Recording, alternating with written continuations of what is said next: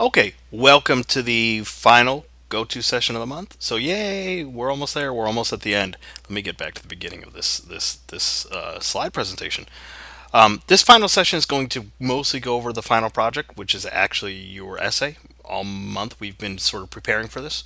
So at the very beginning, you chose a topic, then you had to improve that topic if it still needed improvement. You needed to do some basic research into that topic. You then needed to brainstorm a possible solution to the industry problem that you chose. This past week, there was a discussion activity where you had to create a brief, which is sort of similar to an outline, where you listed three reasons for why your solution should be considered. You also provided evidence in the form of research that you found to support each of your reasons, and then you labeled it in terms of whether it was falling under those fancy Greek words that I introduced last week, right? Pathos, meaning emotion; logos, meaning logic; or ethos, which has to deal with credibility.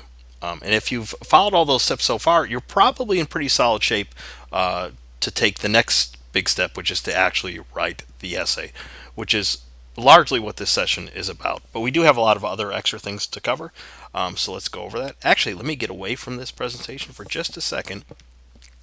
If we go to the main activities page, the most recent activity has been this discussion right here, finding a solution. I've sent out a couple announcements about this. One to mention that I was extending the due date because so few people had participated. And even though I was thrilled to see that a couple more people jumped on board, still only about six of you have submitted things to the board, which means there's about 18 of you who have not. It's actually probably more like 15. And what I'm going to do right now in real time, because it's in theory due in just a few hours, is I'm going to extend it one more day in the hope that people sort of jump on board and complete it. But this is as far as I can extend it. And I apologize to the people who've done some great work for this assignment and have already completed it and are wondering why I keep extending it again and again. It's just to help your classmates out. I really don't want to see people not do well in this course, so I'm going to try to do everything I can. So I've just gone ahead and updated that. But if we go into this actual discussion, which I went into thoroughly during the week 3 go to session, by the way, so if you're confused about that assignment or if you go into the class discussion and have no idea what people are doing, it's a good idea to go back and watch that session so you can be brought up to speed. I mean, it's a good idea to go over it anyway because it's part of your requirement to watch these go to sessions either live or after the fact, watching a recording of the video in order to get points, but also to sort of know what's going on week to week. I've modeled an example, but what might even be more useful is to look at some of your classmates' examples because I'm really am very, very happy with the results that have happened on the board. So I don't know how to pronounce her name. I always want to say Michelle, but I have a feeling it's probably pronounced differently. She did a great job here, as did others. Case Lynn has a really nice one. Everybody does pretty much. So you can get a sense of what you need to do just by looking at the examples as well. But it's good to begin with that basic foundation of what I covered during the week 3 go-to session, or you might feel like you're just doing these things without really understanding why you're doing them. Okay, so I've just extended that one more day. So please try to get that done. It's not just important for the points, although there's that aspect, but it's also important because it really sets up your essay, which is what I'm going to talk about now. Okay, let me get back to my presentation. Because the final assignment for this course is that actual writing assignment, the appealing for action essay, which I've just taken a screenshot of here and put it in the presentation, but we're going to go into it in real time right now. Oops, I thought I had it open already. Okay, let me quickly go into it. Here is the appeal for action assignment. As you can see, it's due on Sunday, December 21st, which is the last day of class. If you need an extension for whatever reason, let me know. The LA Film School platform will still be alive and active, even though we're entering the holidays. I won't be going anywhere. Okay, I'll be not doing much. I'll be watching college football, the various bowl games that are happening nearly every day between December 20th, I think they begin, in January, whatever. So if you need an extra day or two to get these things in, just let me know. I can be a little bit flexible with that date. But let's go into the assignment itself.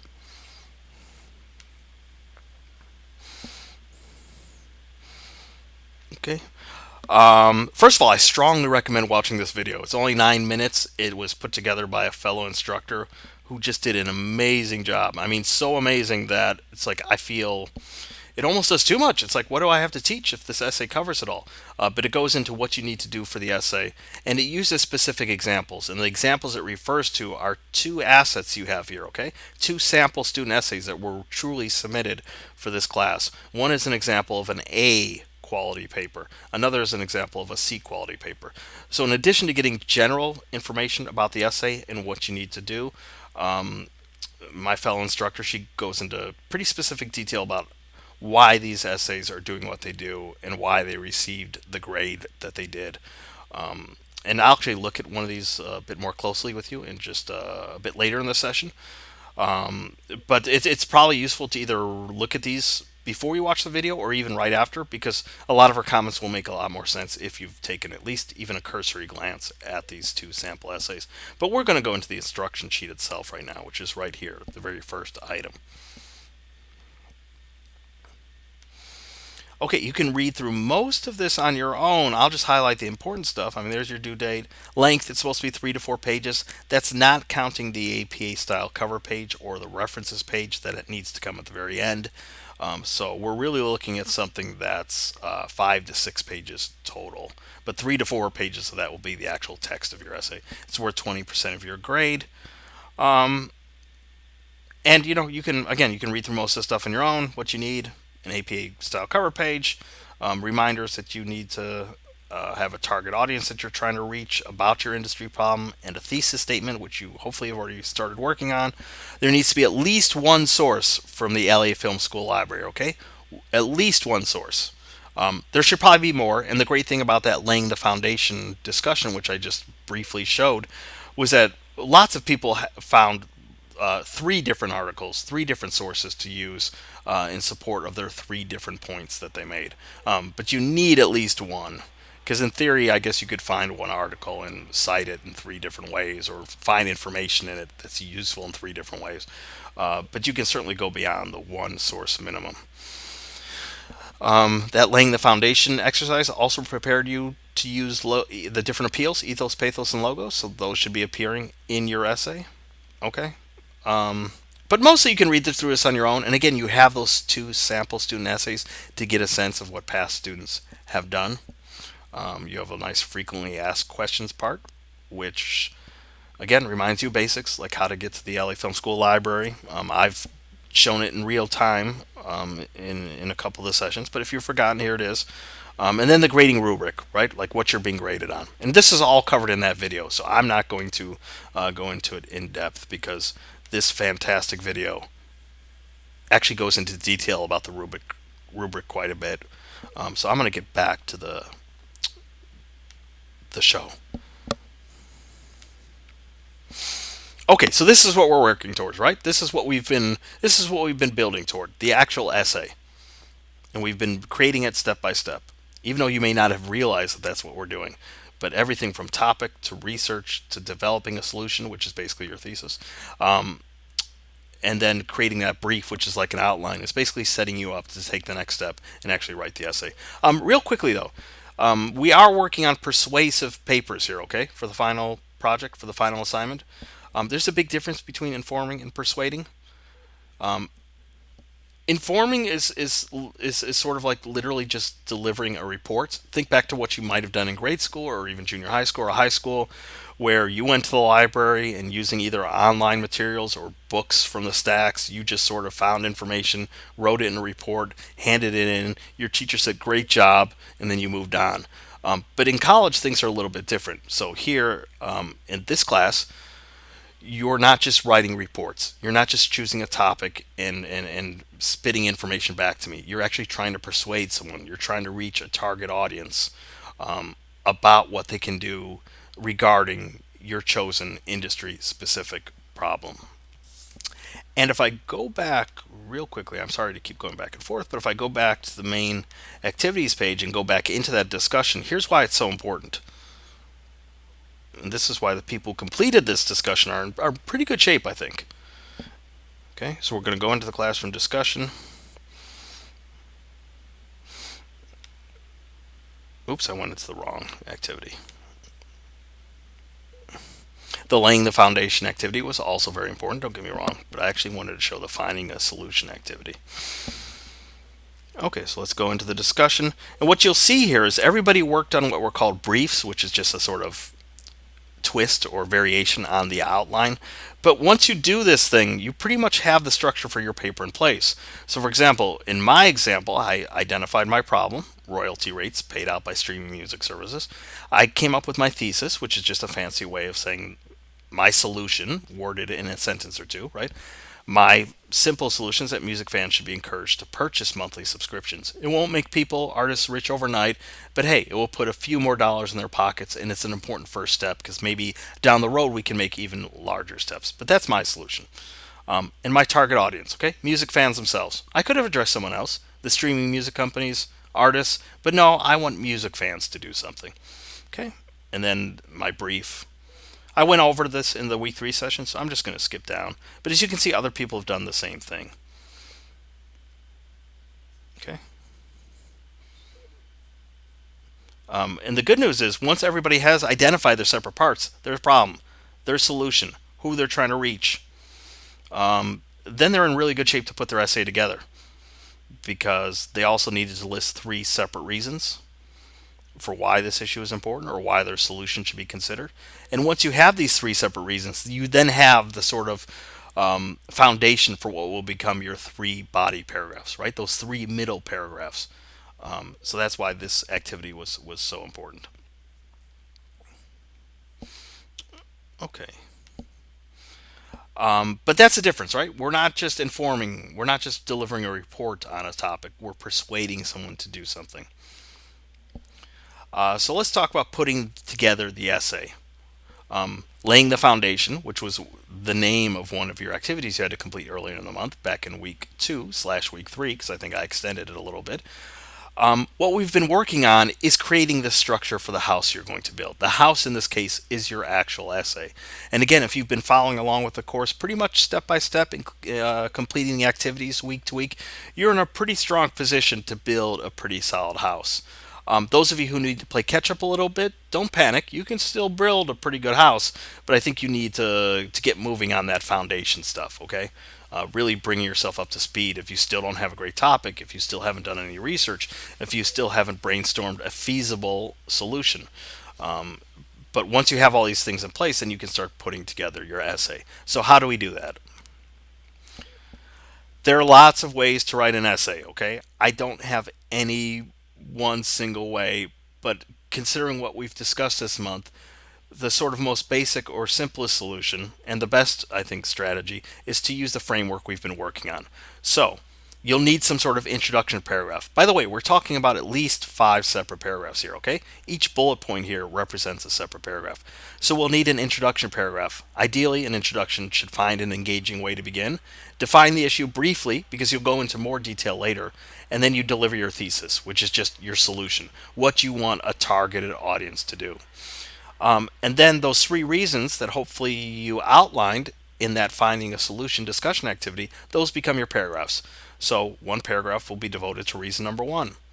I just include this note here that most of the comments should be your own in this paragraph, but some facts, research, or quotations can act as support. And you'll do this for reason number 2, which would be a separate paragraph. Reason number 3, yet another paragraph. And then we need a conclusion of some sort, where you present your solution with more depth, okay? So my solution to the problem of royalty rates paid out by streaming music companies was for music fans to take the plunge and pay those $10 a month for an actual paid subscription. Okay? But because in my introduction I just list that as a single sentence, I would probably go maybe into more detail here. And I would find a satisfying closing or final note for those of you who are in music, find a satisfying way to end the paper. Now, some people deal with the conclusion differently. Sometimes their solution is so rich that they can write a paragraph just on that and then create a separate conclusion paragraph. Others, maybe they don't have as much to say about the solution, so it can be collapsed into a single paragraph that functions as a conclusion. But here's the gist, right? At least 5 paragraphs. An introduction, 3 separate body paragraphs, and a conclusion of some sort. Now, I'm not going to race through this material, but because I already covered it in another session and because some people who have been following along probably don't want to hear this gone over in painstaking detail, here's a quick refresher on some of the concepts I introduced earlier about essay writing. Okay? So, thesis statements, remember, they're like a roadmap to the paper. They typically appear at the end of the introduction. Real simply, a thesis is a sentence or two that defines your paper and tells readers where your paper is heading. So, I should have stayed there on that page. If I go back into the finding solution thing, you'll see that I have my thesis posted to the board. Okay, this would be a sentence that ends my introduction. Actually, I'm going to skip this because I think I have a slide. I forgot I have a slide that shows this. So we'll hold off on that. But a thesis is basically a sentence or two that will capture your solution. I talked about introductions. Okay, what an introduction paragraph needs to do. And I just covered this in a previous slide, okay? Hopefully you're finding an interesting way to kick things off. You're briefly defining the issue, and you're ending that paragraph with your thesis, what your solution is. We talked about different ways to engage the reader. How do we grab the reader's attention? We can begin with an example or an anecdote, right? It could be something you heard in the news, it could be something that you read about, or it can be personal, something that actually happened to you or someone you know. You can begin with a thoughtful question, a powerful quotation, a dramatic hypothetical scene, a sort of imagine this or picture this, if you will, type technique. Or you can begin with some surprising or interesting facts. I also mentioned that these are awesome techniques, but they become sort of terrible techniques if you just use them generically. So a question asked for no reason isn't really very effective. A quotation that's just dropped in isn't typically very powerful either. But if you use any of these techniques skillfully, they can become a really neat way to begin your paper. Okay, and I think I showed this in a previous session, but here's an example of an introduction. I'm not going to read this out loud because I already did so last week or the week before. But here I decide to use, okay, we're dealing with my topic, right? Royalty rates paid out by streaming music companies. I decided to begin with an interesting or surprising fact. In 2011, pop star Lady Gaga was paid $167 for 1 million plays of her 2008 hit Poker Face via Spotify. This shockingly low figure highlights an important problem: the low royalty rates. Blah, blah, blah, blah, blah. Okay, so we finally get to the end, and there's my thesis. While free streaming music accounts are attractive, music fans should consider paying for the reasonable monthly subscription fees offered by these sites because everyone will benefit. Okay, so there's my thesis. And I have a specific target audience I'm trying to reach: music fans. So ideally, your introduction should be doing something like this. If you don't want to begin with a fact, begin with a powerful quotation, or begin with a personal story, or begin with something that draws the reader in and sets up your brief definition of the problem, which is occurring here for me in the middle. Okay? Next, we need to revisit APA. Remember, way back in week 2, I taught the essentials of formatting. And I even showed you how to do that in real time. The awkwardness is we covered it so early, I'm a little bit concerned whether people remember those steps or if they followed along with me when I went through those steps. I'm not going to do that now, but I will say go back to that week 2 video because it's archived, right? It's still on the main page. You can still click on that video and watch it. And just skip ahead to that section of the video where I walk you through step by step. Remember, setting up the margins, creating the header, creating that cover page, getting everything in line so that you can just hit the ground running when it comes to actually writing your paper. And actually, I think I have an example of that that I can show. Nope, that's not it.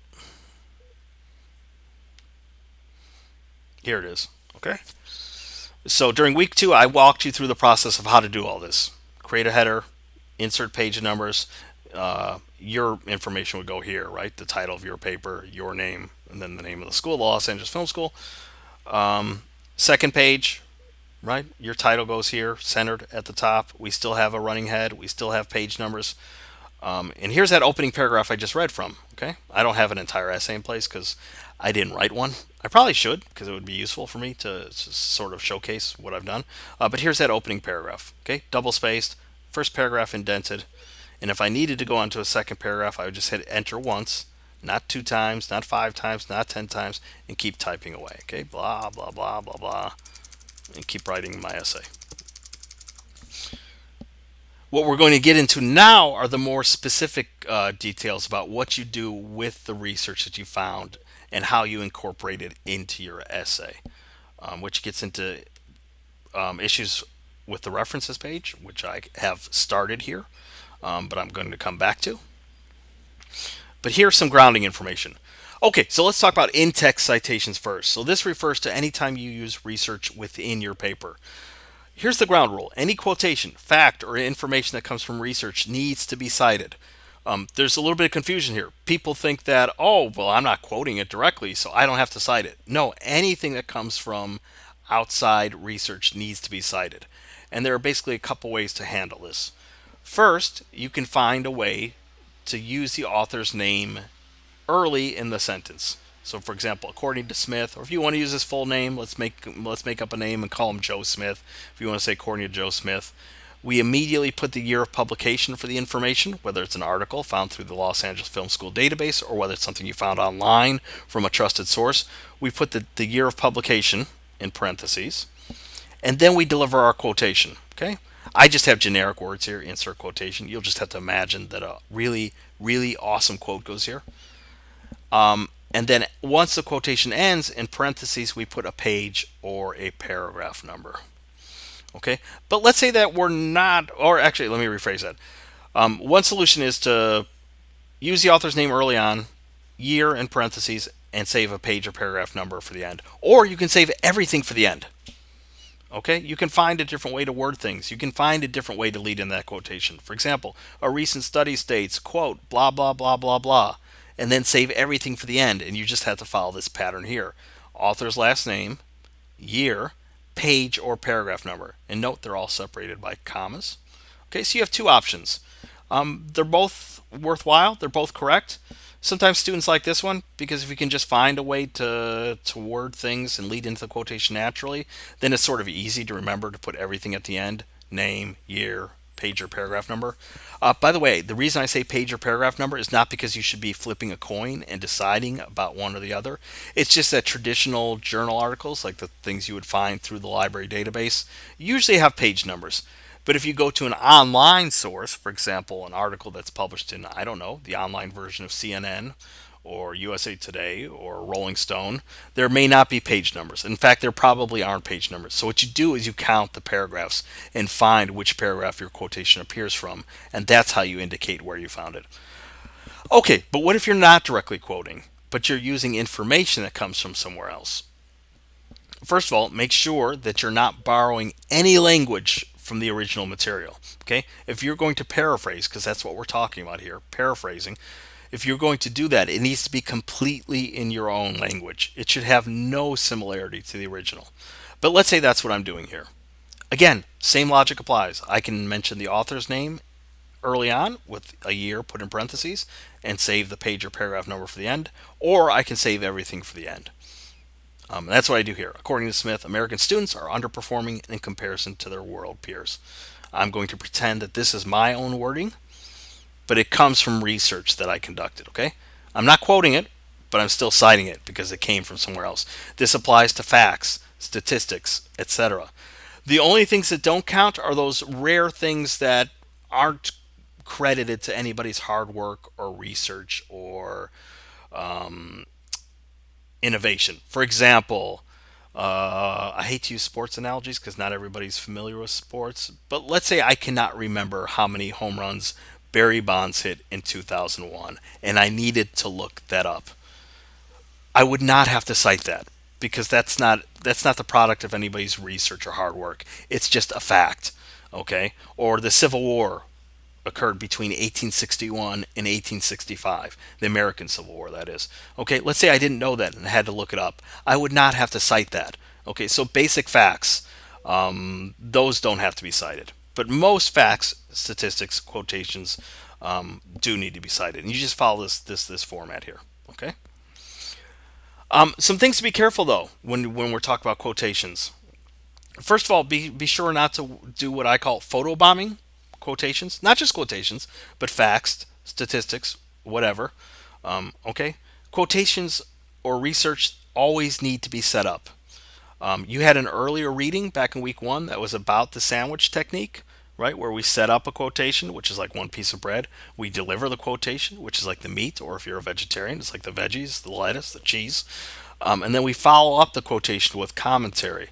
The reason I compare it to photobombing is because what is photobombing? It's when someone either intentionally or on accident sort of surprises a photo that you're about to take, right? And it can either be really funny and awesome, or it can be really frustrating and annoying. The reason I compare it to photobombing is because if I'm reading your essay and I'm following along pretty well, and I'm thinking, okay, good, good, and then suddenly out of nowhere a quotation just appears, that feels like someone jumping into a photo unannounced, right? The quotation just appears out of nowhere. So be careful not to photobomb research. Also, avoid long quotations that speak entirely for you. Remember, you're using research to help support your points, not the other way around. Sometimes I see students that are tempted because they'll find a long passage, a very long passage, that says things better than they ever could. And so they just copy and paste the whole thing over and bring it into their paper. But if I remove those long quotations from their essay, very little of their own wording remains. Okay, so we're using research occasionally to support our points, not the other way around. Plus, quotations that are over 40 words actually need to be placed in this special format called block format. It's not difficult at all to do, but it means taking an extra step to learn how to do that format. Okay, let me actually switch gears and show an example.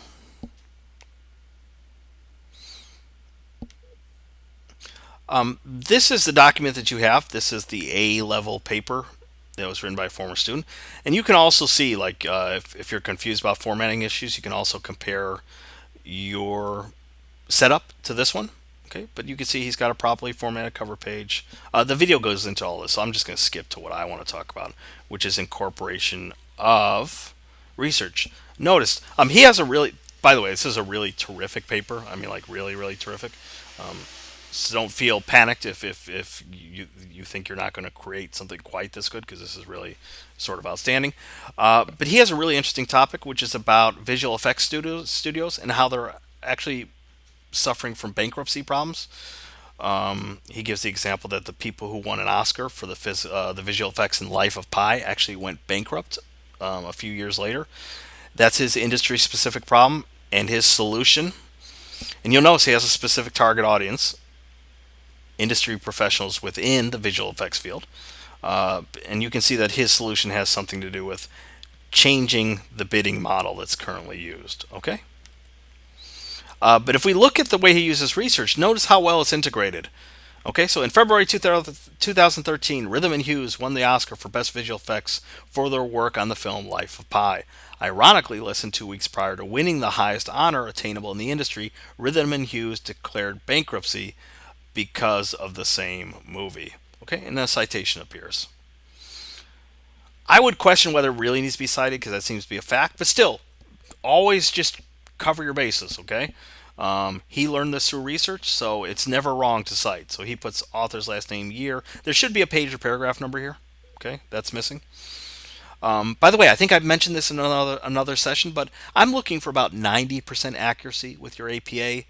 So, if it's mostly looking like this, but you get the tiniest of details wrong, like technically this should be italicized, not put in quotation marks, because it's the title of the film. You should have a page or paragraph number. There should be a comma after 2013, and then a page or paragraph number. But okay, he's getting it more than 90% accurate. In fact, between 2003 and 2013, 21 separate visual effects studios either declared bankruptcy or closed. Okay, that does need to be cited. That's something that clearly came from research, and he gives the reference for that. If we continue, and I'm not going to read his entire paper out loud, but you'll see that he naturally finds ways to incorporate research, whether he's citing it directly or not. So here he cites Lee Berger, president of VFX studio Rhythm and Hughes, describes the model of business and the dangers of it in the documentary Life After Pi. And notice he chooses to paraphrase, not directly quote. In it, he states that with the creative issues that are inherent in creating a movie, changes and delays will come. Okay, he's chosen to sort of summarize the paraphrase, which is fine, but he still needs that citation. right? He can't just not give a citation there. But when he does quote someone, he does so properly. So Peter Jackson, who we all know, he directed Lord of the Rings or the current Hobbit movies.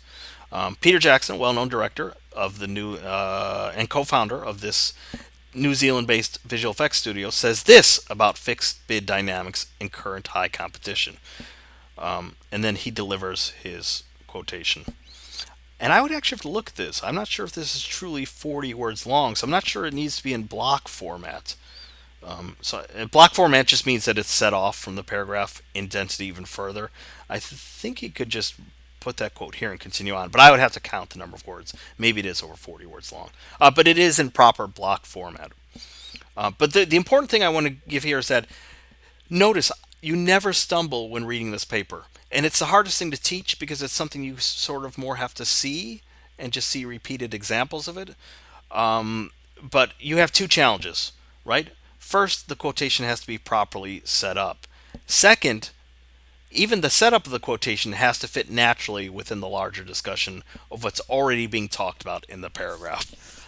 So those are sort of your challenges, okay? Not just incorporating research, but incorporating it as naturally as you can while following the rules of APA style.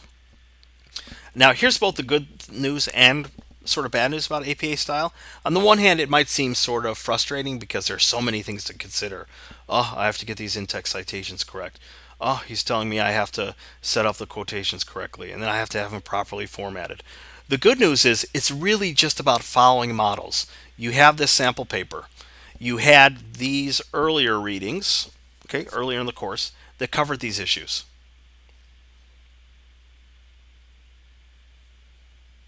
So back in week two, mostly, you had things like quote sandwich, APA formatting. APA issues were also repeated in the textbook readings. Okay, so you have the sort of information at your fingertips in multiple locations. It's just a matter of going and finding those examples, those rules, and following them. So if you can take that time to do it, it actually becomes quite pretty easy because once you get used to it, you can just sort of do it. It's not terribly difficult at all. Um, or you might want to rewatch this video or take a snapshot of this slide so you get the basics down of what we're trying to do format wise, and then adjust it as it needs as you see fit so it works naturally within your essay. But you have all the tools available to you. You just have to use them. Okay, so that's sort of the premise of research and how when it appears within the actual essay you need to cite it and cite it properly. But there's another part of APA citation that we have to cover, which is the references page. Now, why do I have a big sorry sign up here? The reason is because I don't have enough time in this session or this week or this month to cover every single instance that you might find on the references page. But what I can do is teach you a few tips and tricks. The first of which is being that you have all that information that I just pointed to, right? APA formatting activity, on the main page of the LAFS platform. You have those textbook readings that also cover APA. But if we go back to the LA Film School portal, I'm going to go there right now. I already have it open. And go to the library. You should already know how to do this because one of your activities required you to go to the library. I'm going to click on databases and online journals. And I believe I might have shown this during week two, but it doesn't hurt to show it again. Okay, I'm going to go into Academic Search Elite, and I'm just going to do a really simple search. Taylor Swift's been in the news lately about not allowing her music to be used by Spotify, so I'm going to guess that there might be something about that here, and it shouldn't be very difficult. Okay, good. There we go. Taylor strikes a chord, okay? I'm not going to read this article right now, but let's say that I think it's awesome. I think it's really terrific. It's got material that I want to use. I'm thrilled with it. I'm happy with it. Actually, it looks pretty good. It's pretty lengthy. Um, Anything found through the LA Film School library, you have this nifty little cite tool here that gives you the APA citation. And we're talking about the end of the paper references page. Okay, so here it is, APA. Let me blow that up a little bit. APA. I think I mentioned this, but the citation generator is great. It just makes lots of little mistakes. Sometimes it puts the author's name in all caps. That's not correct. The rules for article titles on the references page is you only capitalize the first word.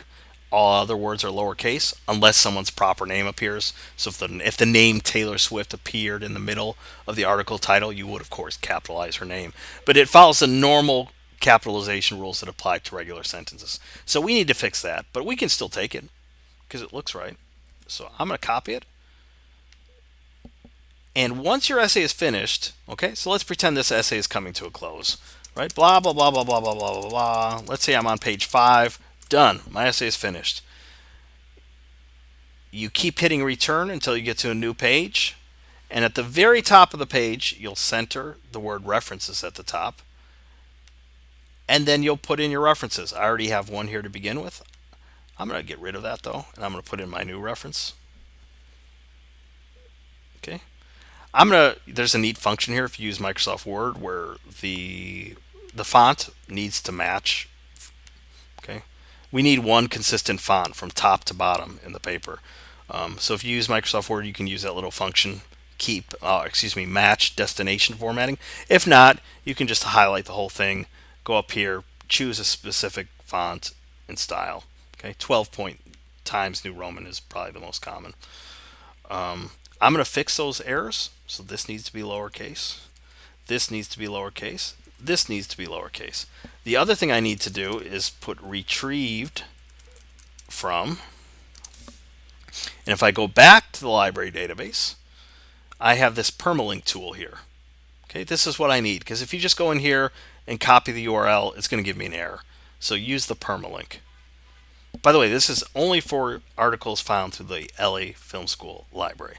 So I'm going to copy that, take it here, paste it in. Okay.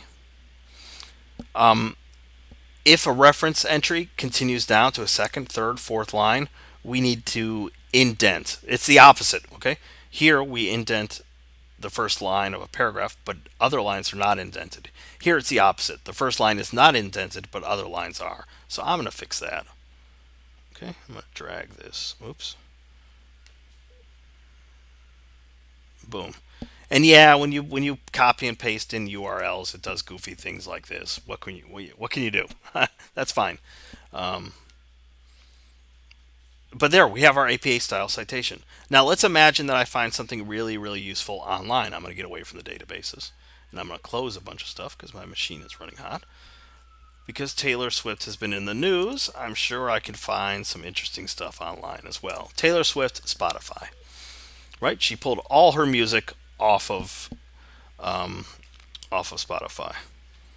Okay, Taylor Swift explains why she left Spotify from Business Insider.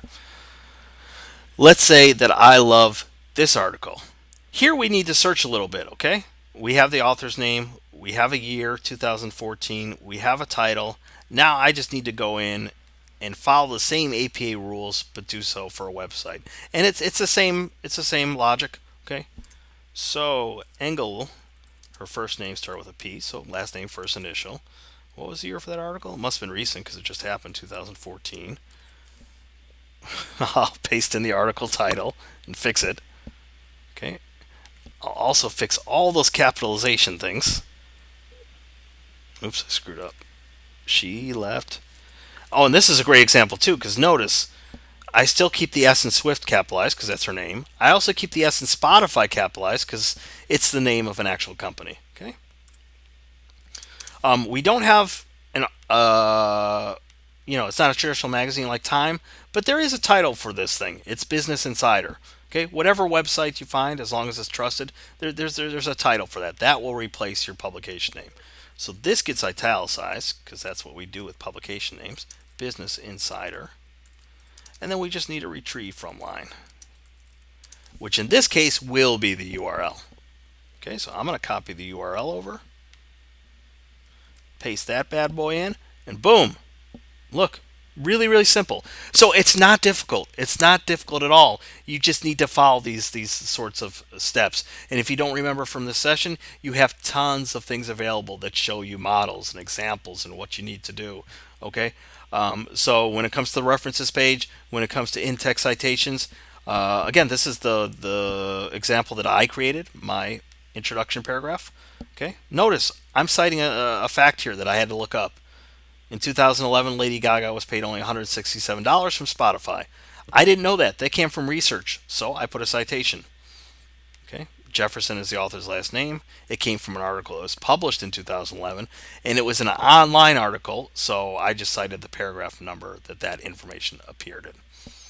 Okay, so it's not really that difficult. It just means you have to sort of learn the rules and follow the rules that apply to whatever you're citing or putting at the end on the references page. Okay, easy enough. So let me get back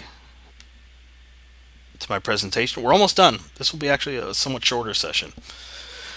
Yay! Okay, some final things. Editing versus revising. There's a reason why I have these two images appearing on the screen here. Editing refers to the smaller stuff, okay? So it means like fixing commas that are in the wrong places. It means making sure that words are spelled correctly. It's the smaller stuff, right? The lower order concerns. That stuff is important. Don't get me wrong. You probably don't, well, not probably, you don't want to hand in an essay that's filled with errors. You want it to be the most polished piece of writing that you can possibly create. But there's another side to this coin, which is captured in this image here, which sort of looks like the Eye of Sauron from the Lord of the Rings films, which is called revising. You'll notice that the word vision is contained in revising. So this is more big picture stuff. So you need to think about all the feedback you've been receiving this month. I know some discussion boards have been more active than others. I've tried to jump in as much as I could. Sometimes I'm concerned. I'm not sure if people see the responses I write to them because sometimes I get the feeling that people complete their activities, especially discussion board activities, and then never come back to the discussion board to see what other people have written. But if you haven't done so, do so. Because it's not just about making sure that you write this perfectly flawless, commas are in the right place essay. It also means making sure that your essay is working in that bigger picture sense, okay, which requires revision. And one way to help with revision is to consider the feedback that both your classmates and I have given you. For example, I really do think that people did an awesome job overall with those outlines or briefs on the last discussion board activity, but I had some tiny concerns here and there, and I mentioned them on the board. So if you agree with my feedback, you might want to read it and consider it. I noticed some other people were giving some great feedback on the board too, things to consider. So make sure that you're taking my feedback into account, your classmates' feedback into account, so that you're truly looking at your piece from the bigger perspective and not just this smaller perspective of, I just need to make sure that words are spelled correctly. Okay, so there's the difference between editing and revising. Don't forget about this site, projectapa.info. I think I showed this in another session, but this was created by a fellow instructor. And what's awesome about this site is it's really student centered. So APA, like the APA manual, is like hundreds of pages long. But here she only uses the most common forms that students would need to work with. So if you're confused about in-text citations, go here. Just read through some of the stuff. Like, what do you do if your the source you have has no date? Right? Sometimes that happens. There is no year. What do? You use the abbreviation ND for no date. Okay. What do you do if it's written by more than one author? Right? You get examples that show you how to do that. Same thing for the references page. What if you're citing a website? Here we'll show you how to do that.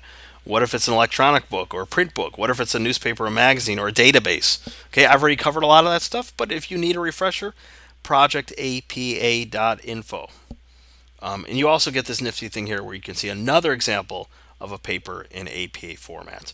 And it covers all the same things that I walked you through back in week 2.